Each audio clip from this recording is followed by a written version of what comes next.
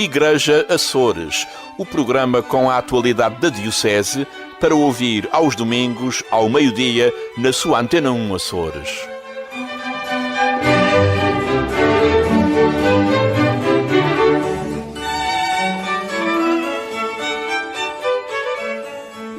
Boa tarde, seja muito bem-vindo a este Igreja Açores de 18 de junho. No nosso espaço de entrevista, hoje abordaremos o amor como principal medicamento no tratamento de pessoas com demência. Para já, atualizamos as notícias da Diocese de Angra. O Papa Francisco publicou na passada terça-feira uma mensagem para o primeiro Dia Mundial dos Pobres, no próximo 19 de novembro, intitulada Não amemos com palavras, mas com obras.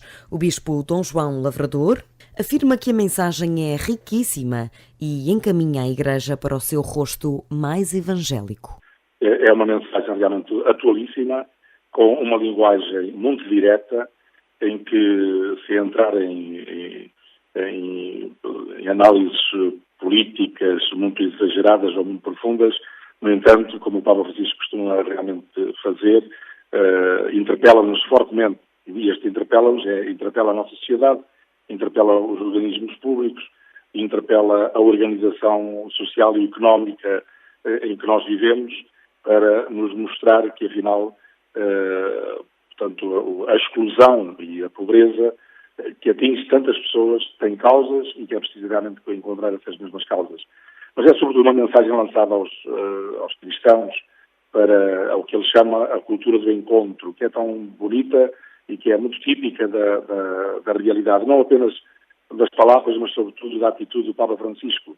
É que ele realmente é um Papa que quer estar ao encontro de toda a gente, de todos os povos e de todas as pessoas, e sobretudo numa preferência, como fez Jesus Cristo, com os que mais sofrem e os que são mais excluídos. E por isso ele convida os cristãos a que não façam apenas um dia, mas que este seja uma pedagogia para o encontro permanente com realmente os que são mais excluídos da nossa sociedade, e que isto seja quase um hábito, como ele diz, que seja uma forma, uma opção de vida. Neste contexto, o Bispo de Angra sustenta que as orientações dadas para este ano pastoral, que vem neste sentido, vão manter-se e com aspectos definidos como prioridade, essencialmente com atenção especial aos mais novos. É preciso que a comunidade cristã tome consciência das causas da exclusão. Claro que nós sabemos algumas, o ideal era ir ao encontro das pessoas que, em exclusão social, nos ajudassem a dizer-nos, através da primeira pessoa, porque é que estão naquela situação. E, ao mesmo tempo, ajudá-los a promoverem.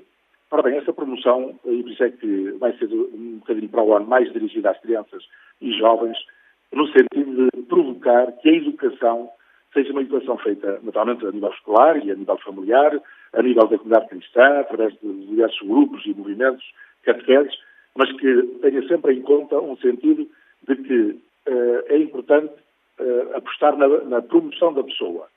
E a promoção vem pelo lado educativo, vem pelo sentido de inculcar um projeto de valores, por um sentido de que, seja na escola, seja nos diversos grupos, devem ser inclusivos, ter um rosto humano e de inclusão, mas, sobretudo, tornar a própria pessoa também um agente da sua própria promoção. Dar-lhe ferramentas através da instrução, através da promoção, e aí apelamos também ao sentido da sociedade para cursos profissionais que possam ajudar um pouco mais a que as pessoas tenham ferramentas para a sua própria promoção. O comentário de Dom João Lavrador à mensagem do Papa Francisco, que defende que amar com obras é uma forma de tornar o encontro com os pobres mais verdadeiro. O Santo Padre critica ainda a riqueza descarada de alguns privilegiados, que contrasta com o escândalo da pobreza no mundo.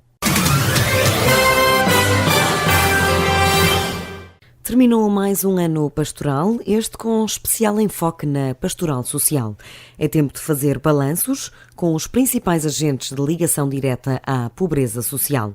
Na Cáritas Diocesana, o ano foi tranquilo, mas não tão eficaz, assume Anabela Borba, presidente da Cáritas Diocesana nos Açores. Foi um ano um pouco mais tranquilo do que os anos anteriores, mas também com menos eficácia em algumas áreas. Nós demos algum enfoque especial ao mais próximo, quer na formação dos agentes da pastoral social. Portanto, foram feitas algumas formações noutras ilhas, nomeadamente no Pico, nas Flores, portanto, no Faial. Portanto, fizemos alguma coisa a esse nível, na terceira, naturalmente, na Graciosa. E, portanto, continuamos a desenvolver todo o nosso trabalho de promoção de pessoas com poucas capacidades pessoais e sociais ou com poucos conhecimentos e, portanto, tem sido esse, de facto, o nosso principal trabalho ao longo do último ano. Outro objetivo a curto prazo é a valorização curricular das mulheres através de cursos técnicos que as permitam prestar serviços à comunidade, nomeadamente nas áreas da costura ou da culinária. A empresa de agricultura biológica é também prioritária, mas Anabela Borba reforça o papel individual de cada cidadão e acredita que cada um pode fazer a diferença no combate à pobreza e exclusão social. Cada comunidade paroquial queira fazer no sentido de cada um acudir aos seus. E porque não acreditamos, de facto, que seja a Cáritas ou que sejam outras instituições sozinhas a poder desenvolver, de facto, a poder resolver os problemas sociais que são bastante graves, como sabe. E, portanto, entendemos que é com o apoio da Cáritas ou com o apoio de outras instituições, mas que serão cada comunidade, aliás, é esse o desafio que o Papa faz a cada cristão e a cada comunidade cristã. No âmbito das conferências vicentinas, a presidente da mesa, Maria Carmelo Alves, defende que a visita pastoral do bispo Dom João Lavrador foi um diagnóstico benéfico para a ação vicentina na Ilha Terceira. Eu acho que foi um ano positivo, embora para já a visita do Sr. Bispo às paróquias ajudou e portanto, ele acabou por tomar conhecimento das nossas conferências e da existência delas, ele já sabia, mas de como trabalhavam, isso também essa aproximação ajuda a quem trabalha, neste caso os vicentinos, a sentirem-se acarinhados e apoiados, etc. Pode-se dizer também que a nível de conferências não cresceram, mas também não diminuíram. As que iniciaram este ano, em setembro, mantém-se, embora com mais ou menos dificuldades, com a saída de alguns membros devido à idade ou por outras razões de saúde, também entraram alguns membros novos e pronto, é mais fácil assim dar andamento aos nossos projetos, claro. O responsável pela Pastoral Social, Padre Duarte Melo, garante que o serviço diocesano ainda está muito fragmentado e que a união das comunidades paroquiais e a sua ligação aos agentes da ação social são uma prioridade. Cumpre a obrigação de dizer que a pastoral da Diocese de Angra é uma pastoral muito fragmentada. E está muito fragmentada, localizada na paróquia, vivenciada na paróquia, faltando por vezes este horizonte aberto interparoquial, de ilha, de território, de diocese. O que isto acarreta algumas dificuldades na própria concretização, nomeadamente no combate às exclusões e às desigualdades. É neste sentido que este ano pastoral ficou marcado pelas 2 reuniões com os agentes diretos da Pastoral Social e com o Governo. Foi um encontro muito proveitoso, em que a gente também tomou a consciência que é preciso apostar mais no emprego e mais na economia. Portanto, são 2 realidades que têm que necessariamente entrar para se quebrar este ciclo de pobreza que por vezes leva à miséria. E a doutrina social da Igreja, uma vez que tem como alicerce a dignidade das pessoas, seguindo 2 vetores fundamentais, a solidariedade e a subsidiariedade. Portanto, isto implica de toda a Diocese, todos os agentes pastorais, um compromisso efetivo nas questões da justiça. Portanto, são questões ardentes e questões de urgência permanente. Um ano pastoral com as questões sociais no cerne das preocupações e que deverão manter-se nos próximos tempos, segundo indicação do Bispo Dom João Lavrador.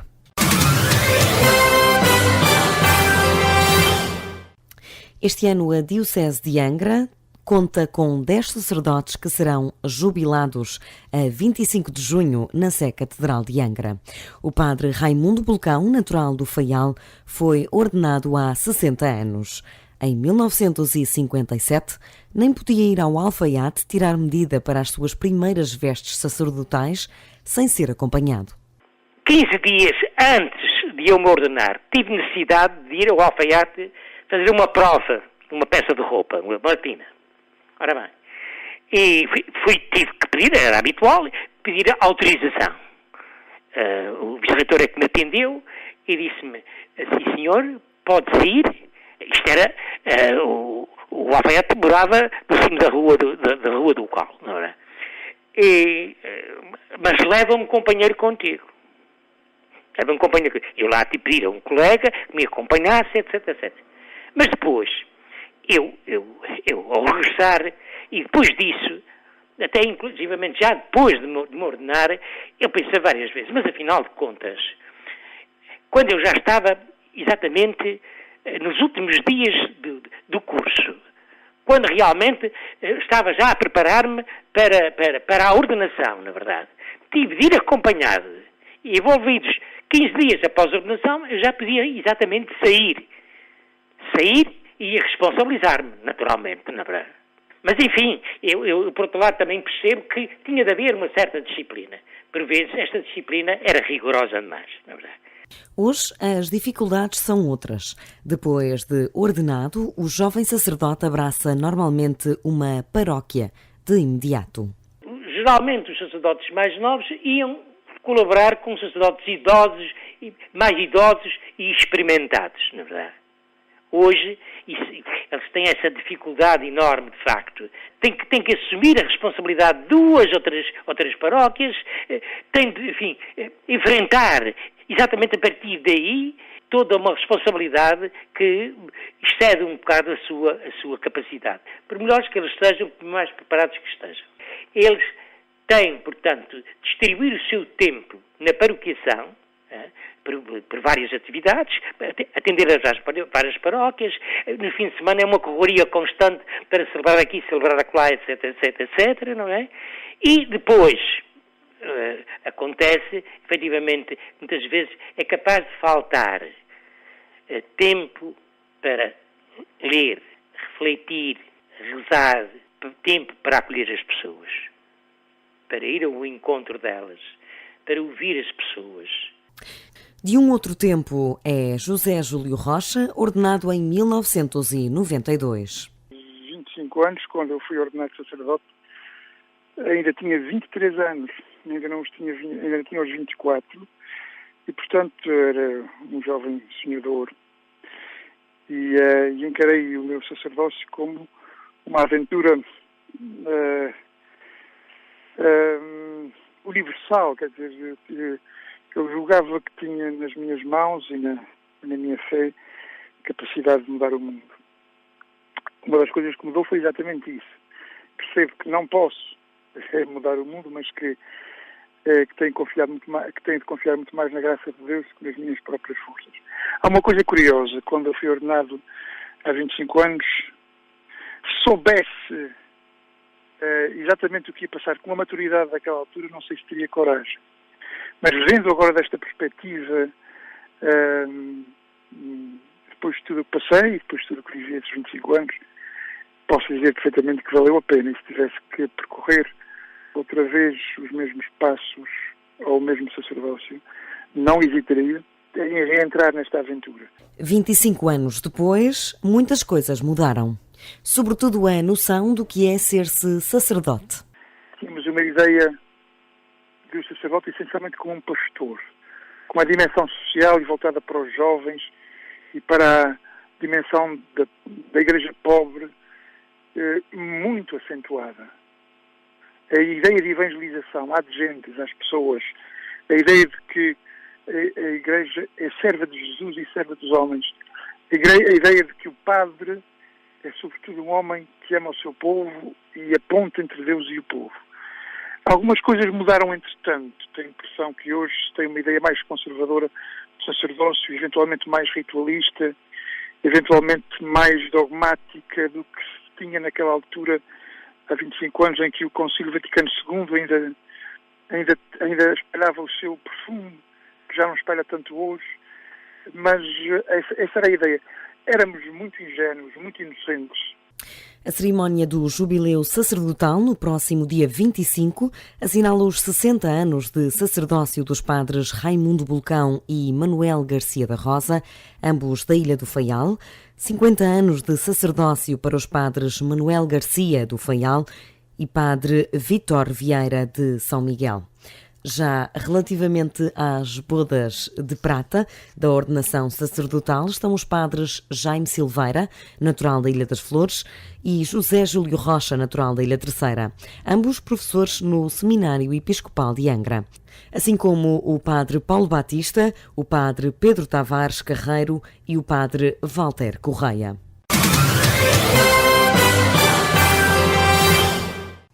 No fechar de mais um ano letivo, os Açores continuam com um índice satisfatório de crianças inscritas na disciplina de Educação Moral e Religiosa Católica. O balanço do ano 2016-2017 é muito positivo para o diretor diocesano de apoio à pastoral escolar, o cônego Adriano Borges. Em primeiro lugar, congratular-me muito com o serviço que foi feito durante este ano escolar pelos nossos professores de Educação Moral e Religiosa Católica, e o balanço que faço é precisamente esse. Decorreu tudo dentro da normalidade, dentro das expectativas. Os professores têm colaborado e têm feito um trabalho de excelência, todos têm tentado dar o seu melhor e portanto, é de grande satisfação por terminar mais um ano letivo com todos estes atributos. Fica, no entanto, e mais uma vez, um amargo de boca no que toca à falta do ensino da disciplina na Ilha do Corvo. Não há oferta da disciplina de Educação Moral e Religiosa Católica, apesar dos esforços que já fizemos neste sentido, continua a não ser oferecido aos alunos e aos pais a possibilidade de optarem também por Educação Moral e Religiosa Católica, que está na legislação, que está na lei. Está na lei a questão da oferta. Portanto, todas as escolas são obrigadas a oferecer a possibilidade dos pais e dos alunos escolherem. Claro que há mecanismos que podem tornear ou contornar esta situação e pronto, e nós estamos num impasse, ninguém pode fazer nada, mas pronto, está bem, mas é uma situação que se calhar no futuro poderá eventualmente ser sanada. A disciplina não consta sequer como opção no boletim de inscrição dos alunos da Escola do Corvo, apesar do interesse de vários pais e alunos na frequência às aulas de EMRC na ilha. Quanto aos conteúdos programáticos, o plano da disciplina é o nacional, mas há aspectos locais que o cônego Adriano Borges considera ser de abordagem essencial. Nós estamos em ligação com um programa nacional que existe, que foi elaborado e até bastante recente, feito pelo Secretariado Nacional da Educação Cristã. Foi um trabalho moroso, longo, mas é um trabalho que se concretizou nos manuais escolares e no programa escolar que nós temos atualmente e que nós seguimos também à risca, como se fosse qualquer escola nacional. Claro que há ingredientes que nós aconselhamos, nós motivamos os nossos professores para que sejam refletidos. Por exemplo, posso referir as nossas festas populares, a adoção ao Espírito Santo, etc., tem um cariz mais local a nível Açores. Os Açores continuam, portanto, nos lugares cimeiros no que toca a alunos inscritos na disciplina de Educação Moral e Religiosa Católica. Este ano letivo não fugiu à regra.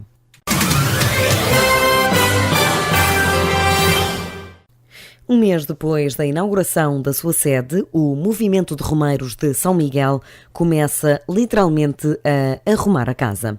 O movimento vai reunir com todas as ouvidorias de São Miguel e seus respectivos párocos e responsáveis pelos ranchos.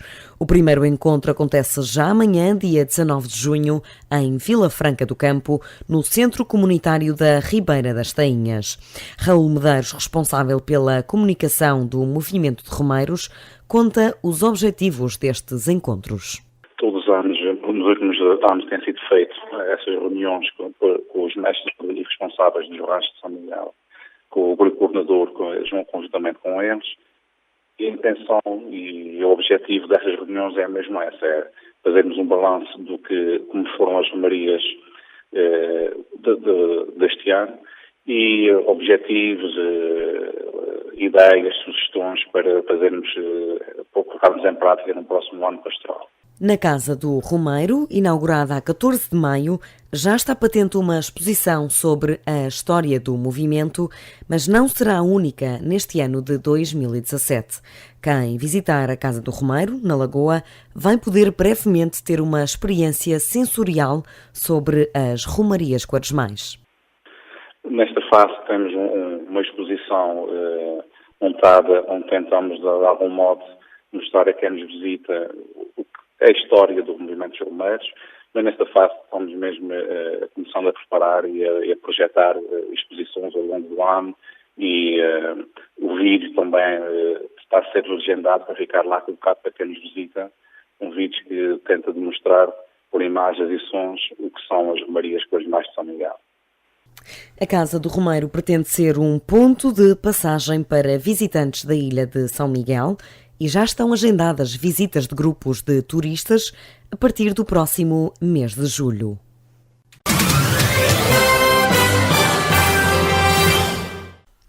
E passamos agora ao nosso espaço de entrevista deste Igreja Açores. Tenho duas convidadas em estúdio, Maria Urânia Prenda, ela que é cuidadora de pessoa com demência, e Alexandra Menezes, psicomotricista da Santa Casa da Misericórdia de Angra do Heroísmo. Vamos falar de um encontro que já aconteceu, partilhar para não esquecer, aconteceu ontem, sábado, numa unidade de restauração da Ilha Terceira, e que foi um encontro informal para cuidadores de pessoas, para parceiros e cuidadores de pessoas com demência. Antes de mais, boa tarde às duas. Obrigada por terem vindo ao Igreja Açores. Boa tarde. Alexandra, vamos começar por ti. Este foi um encontro informal, precisamente para que se comecem a quebrar alguns estigmas e para colocar um bocadinho as pessoas mais à vontade. Este foi conseguido? As pessoas já se sentem à vontade de falar de demências? Antes de mais, boa tarde. Obrigada pelo convite feito. Efetivamente, isto foi um desafio não só para quem participou, mas também para quem organizou. Este tipo de encontros já se realizam de uma forma bastante frequente e há alguns anos no continente e também nos Açores. Na nossa comunidade, possivelmente também já aconteceu, talvez de uma forma não tão divulgada, e nós, enquanto instituição Santa Casa da Misericórdia de Angra do Heroísmo, abrimos recentemente uma valência especializada para pessoas com demência. É o Centro de Apoio, Centro de Dia especializado para pessoas com demência. Com demência. E com a abertura desta nova valência também conhecemos outra comunidade subjacente, todos os cuidadores e familiares destes utentes que procuravam-nos para esclarecer, ter mais formação, um maior apoio. E com essa procura de informação nós decidimos abrir as portas à comunidade, procurarmos um espaço agradável que fosse fora da instituição para que toda a comunidade nos pudesse procurar. E Tatiana, estavas há pouco a falar do estigma, e ontem nós conseguimos observar que o nosso primeiro encontro foi participado. No entanto, consideramos que ainda há muitas pessoas que não frequentam ou não queiram participar por uma questão de talvez vergonha, porque ser um tema ainda bastante delicado, porque para mim é difícil expor-me, falar do meu marido ou da minha esposa que ainda tem 50 e 60 anos e já tem esta patologia. Por isso nós achamos que estes encontros ou este tipo de sensibilização faz todo sentido, uma vez que o facto das pessoas... ou seja, o facto de haver o isolamento neste tipo de situações, a família pode ou não ter as melhores respostas. E nestes encontros não só queremos esclarecer, aumentar a informação, como também apoiar todos os parceiros de cuidados, familiares e amigos desta população. Quem teve certamente voz neste encontro foi Maria Urânia Prenda, ela que é cuidadora. De uma forma breve, conta-nos um pouco dos seus últimos 8 anos. Boa tarde pelo convite. Eu quero dizer aqui que nunca tive vergonha de andar com o meu marido e de dizer a qualquer pessoa que ele tem demência. Gostei muito de partilhar a minha experiência destes 8 anos e meio com os cuidadores que lá estavam e o pessoal técnico. Falo de tudo, nunca omiti nada do que pensasse e do que se passa. O meu marido ficou com demência aos 52 anos, depois de uma paragem cardíaca respiratória, anóxia. Portanto, tenho que aceitar, o que me foi muito difícil. Durante 2 anos cuidei dele sozinha, com a ajuda dos meus filhos. Procuramos tudo e só quero alertar os cuidadores para não ficarem por palavra, porque pedi muitas opiniões a médicos e não ficarem pela palavra, não há nada a fazer, agora é assim até à morte. Tentei tudo e consegui melhorias substanciais. O meu marido está mais comunicativo, está mais alegre, já dá um sorriso, fala, não tem um diálogo assim coerente às vezes, mas pronto, a gente dá a volta, dá um sorriso e pronto, e vamos tentando tudo o que é possível. Alexandra, a questão amor é muito importante aqui. Aliás, foi esse o tema que escolheram para este encontro. Aliás, o nome do encontro, Partilhar para não esquecer, mas com o tema de amar estimula a memória e cura o coração. Foi o que aconteceu um pouco com a Dona Urânia e com o seu marido. Não desistir e continuar a amar é muito importante. É o maior medicamento. E Tatiana, nós terminamos ontem o nosso encontro a cantar Amar pelos Dois. Ou seja, a música do Salvador Sobral, a letra fazia todo sentido com o nosso encontro. Ou seja, nós nunca em momento nenhum devemos deixar de parte os afetos, que é a base para todo o nosso trabalho enquanto familiar, enquanto cuidador, enquanto técnico, enquanto auxiliar ou até enquanto comunidade. Porque muitas das vezes estas famílias, e eu queria deixar isto bem claro, que encontram-se isoladas, mais reservadas, e estes encontros mensais que vão acontecer em Angra do Heroísmo e possivelmente na Praia de Vitória pretendem contribuir para a melhoria da qualidade de vida, não só dos familiares como também da própria comunidade, porque não é só os familiares que estão afetos ao centro-dia é que podem participar, ou seja, mesmo que queira saber mais sobre esta doença ou como queiram ajudar melhor os seus familiares, podem sempre nos procurar, porque queremos diminuir o isolamento social destas famílias, que por vezes essas pessoas se encontram e acham que já não, como dizia aqui a Dona Urânia, já não há nada a fazer. É errado. Há sempre alguma coisa a fazer, mesmo quando a pessoa já se encontra numa fase muito avançada. Há sempre alguma coisa a fazer, há sempre uma forma de pensar diferente. E no nosso encontro de ontem tivemos uma convidada que era a psicóloga, a doutora Letícia Leal, que falou muito nas estratégias que devemos ter enquanto cuidadores, que não há mal nenhum de um cuidador procurar ajuda, quer a nível da psicologia ou junto do seu médico, que não há problema absolutamente nenhum da pessoa procurar uma resposta social temporária para poder cuidar de si, porque nós só conseguimos cuidar dos outros se estivermos bem connosco próprios. Foi essa a mensagem de ontem. Os cuidadores precisam de cuidar de si primeiro para poder cuidar do outro, porque nós, por vezes, nós, e quando digo nós, porque eu já fui de uma forma indireta, muito indireta, cuidador, ou seja, o meu avô e os meus familiares tiveram esta patologia, a doença neste caso de Alzheimer, e que nós conseguimos saber que o cuidar por vezes leva-nos a casos de burnout, de exaustação emocional, de despersonalização da própria pessoa, que já estamos tão cansados que a forma como nós respondemos já está ali a tornar-se um bocadinho agressivo, e nós não queremos isso, porque nós queremos o melhor para o nosso familiar, amigo, utente, não é? E então daí é tão necessário termos estes momentos de partilha, de suporte mútuo, porque no encontro de ontem tínhamos os familiares entre si a trocarem ideias com o apoio de uma técnica, neste caso uma psicóloga, com os técnicos do centro, ou seja, estávamos todos em conjunto a trocar ideias e a partilhar experiências. E estes encontros são para isso, é para melhorar, para suportar e para se perceber que também não se está sozinho. Exatamente. Não é? Maria Urânia, houve alturas em que estava a desistir de si, estava a viver demasiado para o seu marido, neste caso, e a achar que ele estava a sugar-lhe a vida de certa forma, e claro que involuntariamente. Começou, e pelo que parece também uma mulher que cuida muito de si, começou a reverter este cenário e agora tem mais energia e mais força para cuidar do seu marido. Certo? Sim, tive apoio da Casa de Saúde de São Rafael. O Zé Maria foi para lá para os cursos que há para jovens e ele foi integrado. Depois não dava muito certo porque eram miúdas novas e rapazes novos com esquizofrenias, portanto alguns atrasos.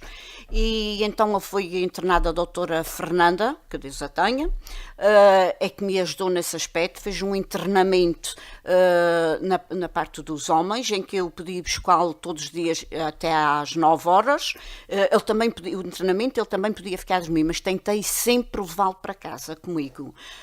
Portanto, foi uma grande ajuda e quero agradecer imenso à instituição, ao Dr. Ricardo, que muito me ajudou, e outros técnicos que lá estão. Também a Santa Casa, com a Academia Sénior. Esta foi para mim a melhor coisa que eu arranjei. Integrei-me, estou em ginástica, gosto de tudo o que são movimentos, estou no yoga, que é mais calmo, para ver se a mente vai ao lugar. Às vezes que anda assim um bocadinho fora de lugar. Estou na dança, estou na chamarrita, estou nos bordados. Já estive em inglês, mas a minha cabeça não quer perder muito tempo a estudar. E de maneira que já estou assim, como se diz, que chega, exato. E de maneira que este ano estou nestas que acabei de dizer. Gosto muito. Já participei no Dia Mundial da Dança, um grupo de 7 ou 8 senhoras, como eu, a partir dos 50 e tal anos, dançamos, fomos muito aplaudidas e foi um momento engraçado para mim, portanto tenho tudo isto durante o dia para me ocupar e a partir das 6 pego-nos a Maria e peço desculpa ao centro-dia de se eu ir buscar perto das 6, mas é porque eu vou para casa e ele começa logo a querer comer. Portanto, mal a gente chega à casa e isto é a maior aflição para mim, porque ele tem engordado um pedaço, porque é comer e esquece como eu. E de maneira que para a gente não ter conflitos vão mesmo à última da hora. E pronto, tenho um grupo de senhoras jovens como eu, tenho uma grande amiga de 83 anos que também faz ginástica e que fazemos os nossos encontros, os nossos almoços, rimos, brincamos e assim se fica com um dia bem passado e vamos para casa. E para isso foi muito importante este centro de dia. Muito, porque está mais que é uma Valência, enquadrado. É uma nova Valência. Sim, foi desde novembro e está mais enquadrado para a idade do Zé Maria. Sabe? Porque os outros tinha muitos jovens e na parte de internamento tem casos muito, muito delicados. Portanto, o Zé Maria ficava lá porque realmente estava muito abatido. Mas eu tive a sorte de arranjar um hospital em Bobadela, que é para tratar de demências, em que ele esteve internado 2 meses e meio, e daí fizeram um acerto de medicação, está mais acordado, mais ativo, mais participativo e comunica. Tanto que elas no centro de dia, lá de vez em quando, têm umas surpresas da parte dele. Eu já não me lembro uma das coisas que a doutora Alexandra me contou, num dia de trabalho, em que ele deu-lhes um trabalho de casa para elas fazerem. Lembra-se do trabalho de casa? Sim, houve uma pergunta que ele vos fez, vocês não sabiam, ele disse, já vão sei, estudar, já sei. vão procurar. E de maneira que pronto, há estas surpresas do Zé Maria, do meu marido. Nós tentamos sempre que é isto que a dona Urânia está a falar da sua ocupação, que é o nosso trabalho é muito, não é circunscrito ao utente, ou seja, nós trabalhamos com a família no sentido de que a família possa, durante o dia, mesmo que possa ir até às 6, mas há casos que temos uma familiar que só consegue ir às 6:30 e a pessoa não vai deixar de ter as suas ocupações durante o dia, porque nós também conseguimos ter essa flexibilidade, porque nós só conseguimos cuidar melhor do outro, também se estivermos bem durante o dia, ou seja, a pessoa, o cuidador tem as suas ocupações, seja elas qual for, ou seja, pode ser o trabalho, pode ser aqui as atividades de lazer como a casa da Dona Urânia, para depois a partir das 6:30 começar um novo momento de cuidados. E de trabalho também, de trabalho, no fundo é a sua dedicação a tempo inteiro. A Dona Urânia está aqui a falar de um caso, não é? Mas há outros casos que requerem um apoio a nível da higiene, da refeição, da medicação,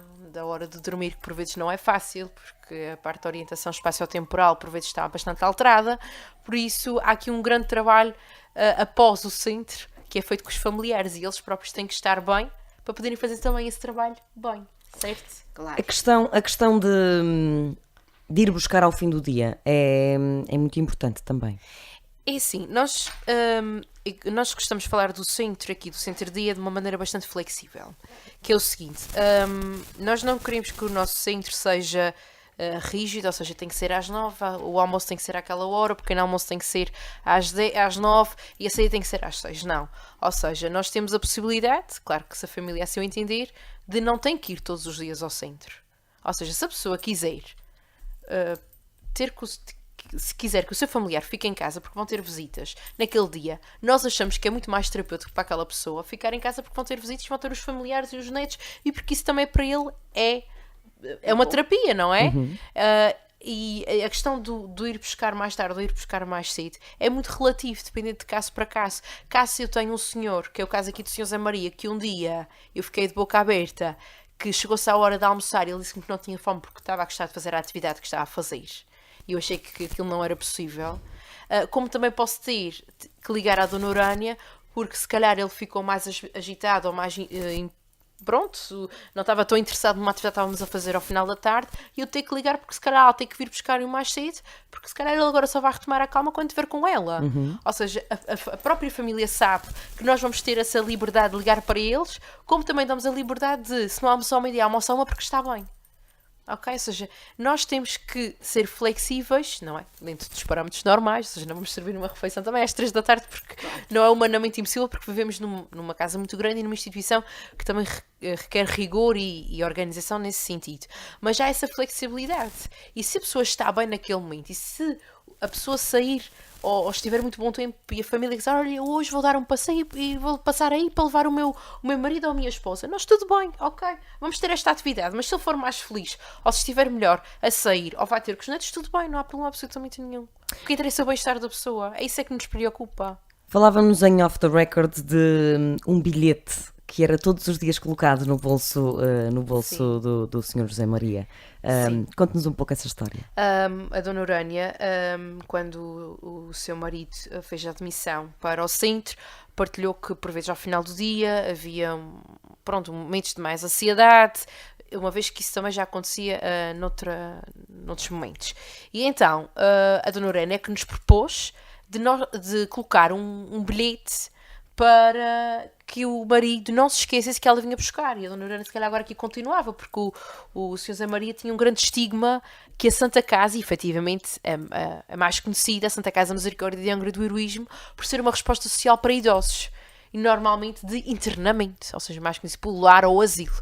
Ora, ele não era velho para isso. Ele não era velho para isso. Uma vez que a memória a curto prazo, o Sr. Zé Maria está mais afetada, a memória que ele tinha da Santa Casa era equivalente a um lar. Ora, para o tranquilizar, a Dona Urânia explicava isso diariamente e escreveu com a sua letra um bilhete. Sou Urânia, fica descansado que venho-te buscar todos os dias, vais para casa comigo e, portanto, não te quero nervoso e terminei um beijinho. E assinei Urânia. E aquele bilhete era terapêutico. Sempre que o Sr. José Maria fazia-nos alguma pergunta, Dona Urânia me vem buscar hoje, olha, veja o que é que tem aí no seu bolso. E ele via assim, ok, já me lembro. Pronto, e relaxava naturalmente. E acontece que um dia, não sei por que carga d'água, o bilhete não estava no bolso.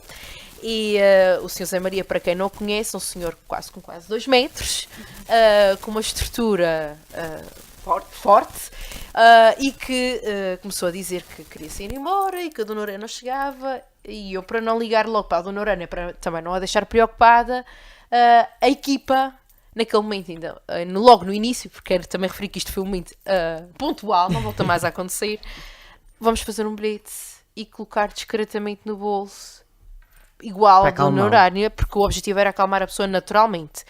E fizemos, e assim foi. E quando o Sr. Zé Maria viu, disse, isto não é a letra da minha mulher. Isto é inapensável, alguém falsificou a letra da minha esposa.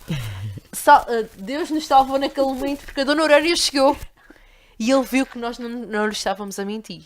Mas fizemos uma coisa mal que foi. E a muito nenhum aprendemos isso ontem. Voltamos a aprender e a relembrar. Nunca se mente a ninguém com demência. por favor, nunca façam isso, que é, ai, quero-me ir embora, já estou...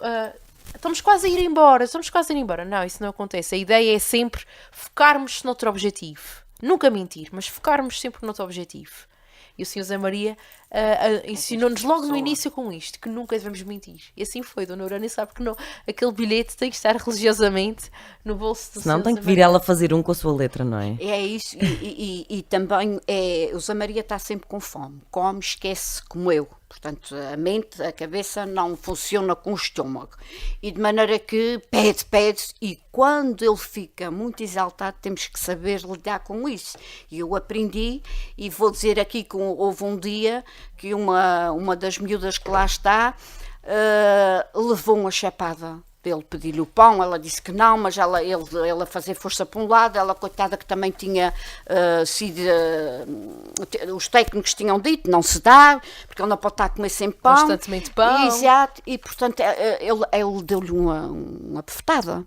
Ela, coitada, ficou apanhada, e quando eu cheguei, contaram-me, e eu realmente também fiquei assim um bocado nervosa, e fui ter com ele, e disse, então deste uma bofetada na moça, na Sara, que ela até gosta muito dela, e eu não dei nada, porque ele estava no quarto, na sala das técnicas, já estavam a falar com ele, e eu não dei, não sei o que, disse, olha, deste, não te lembras, mas vais dar um beijinho à Sara e pedir-lhe desculpa. E ele foi, pedir desculpa a ela, deu-lhe um beijinho a mim. Eu não me lembro de fazer isto, eu não fiz isto. Né? E depois eu conversei com a Sara e aconselhei, olha, a gente nunca tem que fazer mais força do que eles. Temos que saber dar a volta. E então o que é que vais fazer? Vais dizer, se ele estiver muito irritado que quer comer, não digas não. Diz assim, Sr. José está bastante cansado. Se calhar precisa descansar um bocadinho. Vamos ali para a cama, porque há um quartinho com a cama para os descansarem.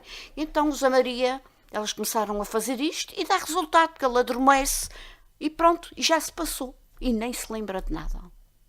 Voltando à questão dos afetos, um abraço da Dona Urânia funciona mais do que, se calhar, alguma da medicação. Alguma tem que ser, não é? Sim, todos mas o seu abraço, os seus afetos acalmam-no muito mais. Sim, dou-lhe sempre, todos os dias. Ele gosta muito de me dar um beijo e é na boca, e eu aceito e gosto e abraço, e pronto, o Zé Maria está habituado assim, e nós, desde que nos casamos, que vai fazer 40 anos no dia 21 ou 25 de julho, agora não estou a precisar, com 4 de namoro são 44 anos que eu ando com aquele homem, e que neste momento, até que a morte nos separe, havemos de estar juntos.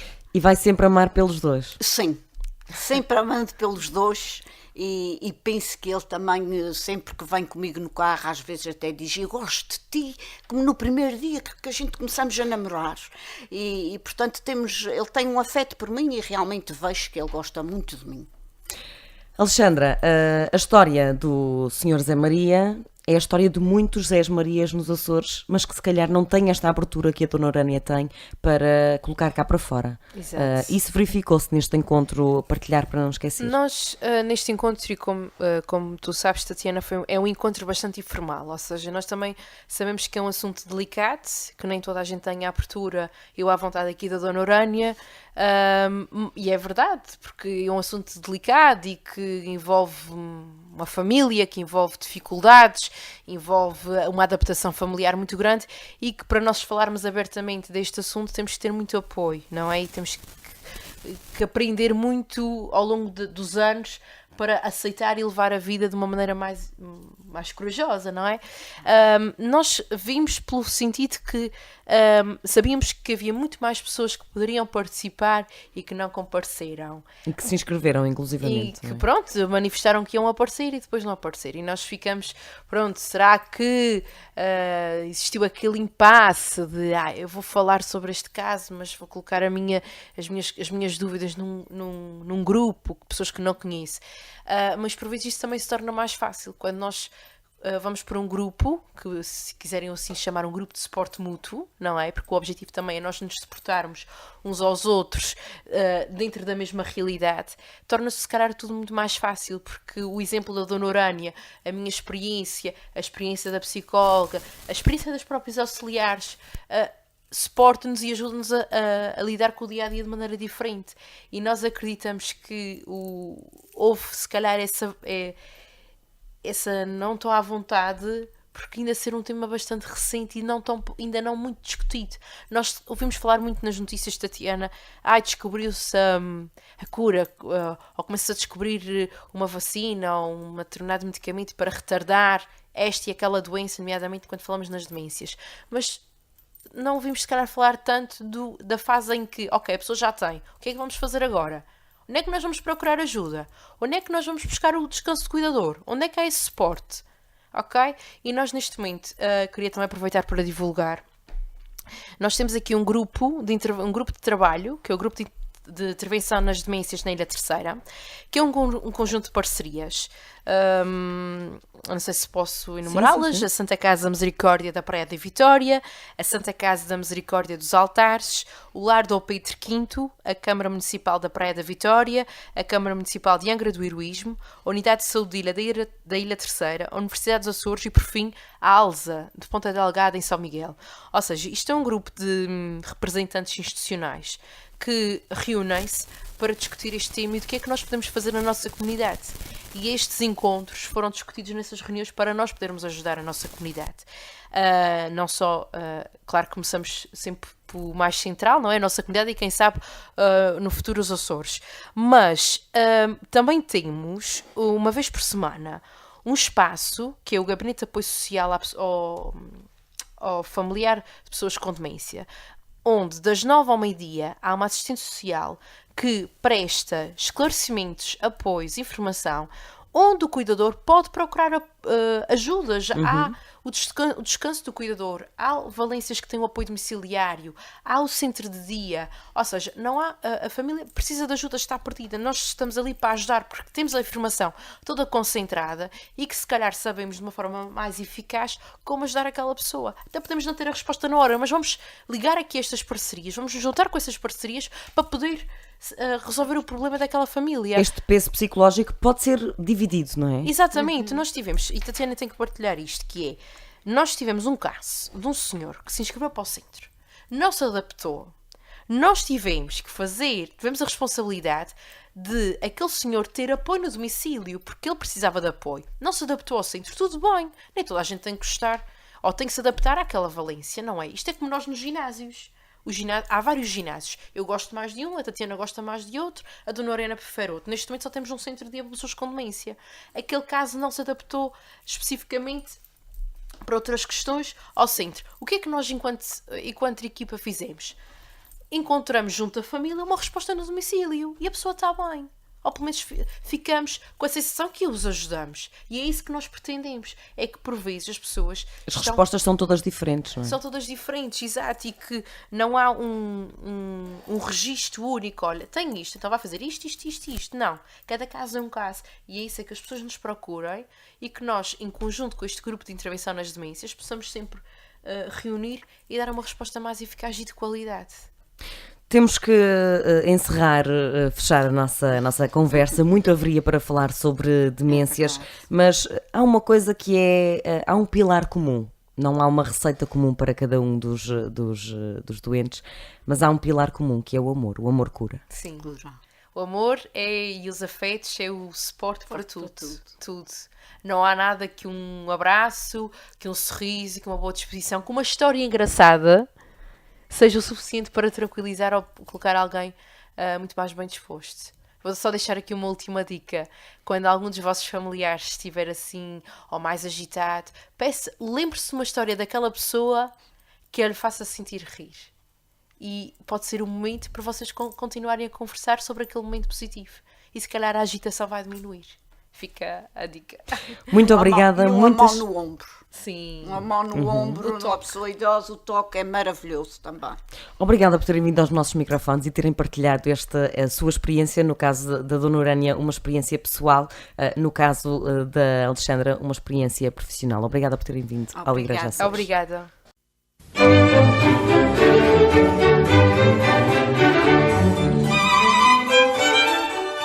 Igreja Açores, o programa com a atualidade da Diocese para ouvir aos domingos, ao meio-dia, na sua Antena 1 Açores.